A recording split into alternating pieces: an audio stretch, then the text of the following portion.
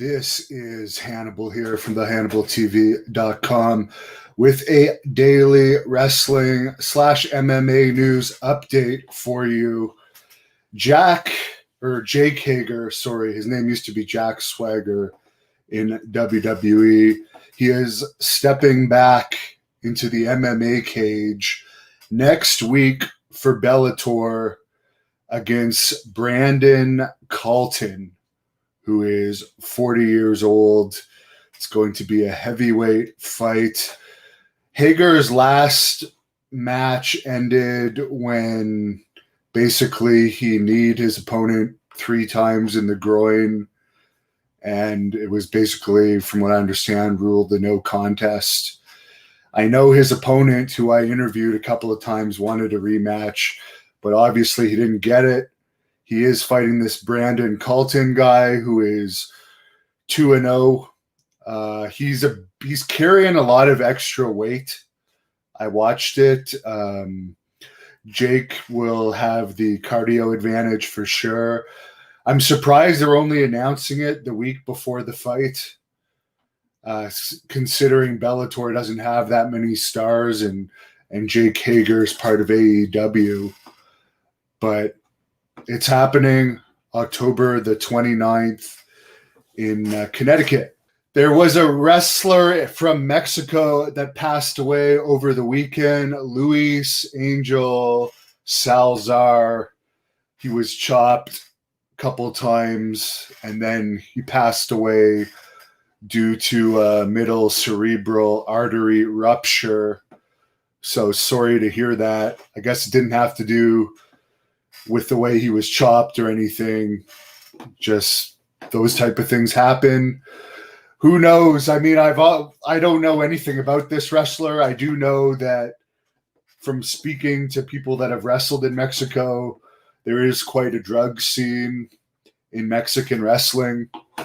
So I don't know if that would have had anything to do with it, because he was in his 20s, fairly young guy. May have not, I guess. If a full autopsy report comes out, we'll find out. I've already reported this in my Wrestling Observer review this week, but it's in the news again. Dark Side of the Ring is doing a season 3 with 14 episodes coming out, including shows on Brian Pillman, Dynamite Kid, Grizzly Smith, and the WCW North Korea events. All subjects that have been covered fairly extensively on this channel, other than Grizzly Smith. Haven't touched on him much. He's, of course, the father of Sam Houston, Jake the Snake, Rockin' Robin. I do have interviews with Sam Houston and Jake the Snake on this channel. The 5'7", 160-pound son of Steve Corino, Kobe Corino, has reportedly received a WWE tryout. He did appear on the Raw Underground that they've given up on already prior to getting this tryout. Small guy, 5'7", 160 pounds, your chances are good. It's now an advantage to be a disadvantage to actually look like a larger-than-life character. It seems like the smaller you are, the better for a job in wrestling. And speaking of which, MLW, I don't think they have a TV show anymore. I'm not sure. I think they're just on apps, but they might be on TV in some countries. They announced today that they signed the 5-foot-tall wrestler Bu Ku Dao. So again, it's the midget wrestling is taken over.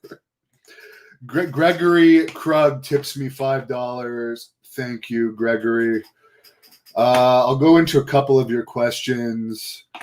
What's going on with the Forest of Fear? The Forest of Fear, you'll find out all about it on this channel starting next week. Dorian, would I interview Sabu? There is a full shoot interview with Sabu on this channel. We are on Twitter at Devon Hannibal and at the Hannibal TV. And if you DM me, I will follow you back. Chris does not like Jake. Sam Lentz says Hagar could be a great wrestler, but WWE and AEW suck. So I don't know. I haven't seen much of Jake. I knew him a little bit in Deep South Wrestling. Always liked him. He was given the WWE title. He was given lots of chances to get over. Maybe he'll have better luck in MMA. It seems like this is a fairly safe fight for him because I watched his opponent's other 2 fights before I did this report. And they were, even though he's 2-0, the guys that he beats weren't very impressive. So I think it's another fight where Hagar has the advantage, but you never know in MMA. Ivan liked the Ken Patera shoot interview. There will be a part 2 of that sooner than later. And this Sunday at 3 p.m. Eastern, I am interviewing Lady Blossom, former WCW manager of Steve Austin, who also was married to Steve Austin. I have done other interviews with her, but never a live one. As I drink my coffee here, getting ready for my second workout. Ralph Vaquero says Mitch Bennett is a crybaby. Sam Lentz says he's a jabroni. Well, apparently. I don't know how to pronounce your name, but aren't MMA companies worried about pro wrestlers getting hurt with all the crazy stuff they do and having to pull out a fight? Seems like a big liability. They don't usually hire active pro wrestlers. Jake Hagar is under AEW contract. They only wrestle once a week at most.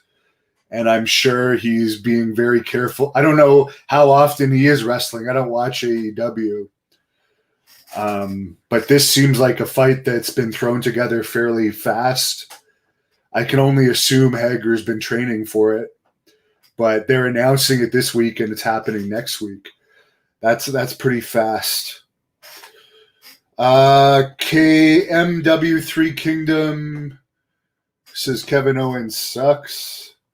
Don't know where that one came from. Ralph says thanks for the news. Cobb is looking forward to Dark Side of the Ring. They are running out of good subjects, though. Hurricane Maverick says hello. Michael Mercury says he's only seen one good match in AEW. Well, that's one more good match than I've ever seen in AEW. I have yet to see anything in there watchable.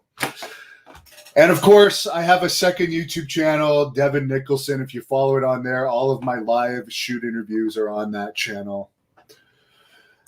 David says Hulk Hogan versus Cody Rhodes for the TNT Championship would be good. I wouldn't hold your breath on that one. I think Hogan's the last time he was on WWE TV, he couldn't even stand straight. He was standing all crooked. I don't think anyone wants to see Hogan back in the ring. He had a great career, and he shouldn't taint it with having matches anymore at his age, in my opinion. So I'm off to my second workout in about half an hour. Thanks for the comments and thanks for the tips. Have a great night.